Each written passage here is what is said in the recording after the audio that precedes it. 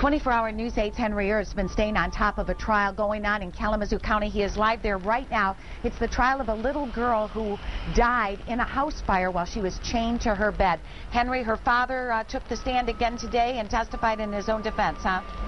That's right, Susie. Anthony Springer was on the stand much of the day trying to deflect allegations that what they did to 16-year-old Calista was criminal. He says it was necessary.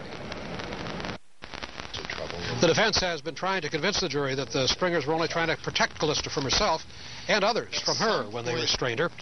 Anthony Springer said that Calista was prone to harming herself. In a timeout, she would stomp as hard as she could. She would rush up there as hard as she could in that corner, and she would slam her head as hard as she could into that corner.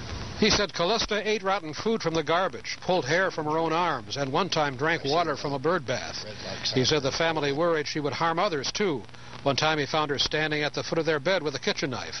Another time, he says, she beat his coonhound with a 4-foot branch and possibly killed a cat. Calista is swinging the cat around by the tail, and she had done other things to it, and it had died later that day.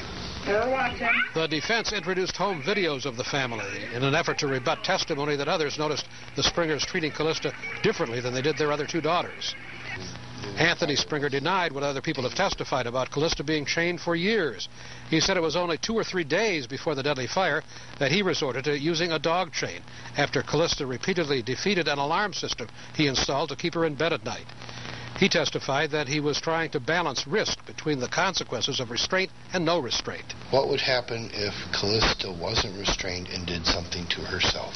And what would happen to my family?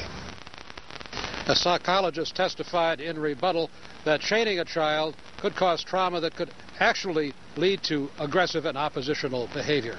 Everybody's back here tomorrow. The case could go to the jury tomorrow, but more likely next Tuesday. Henry, you're reporting live. Thank you, Henry.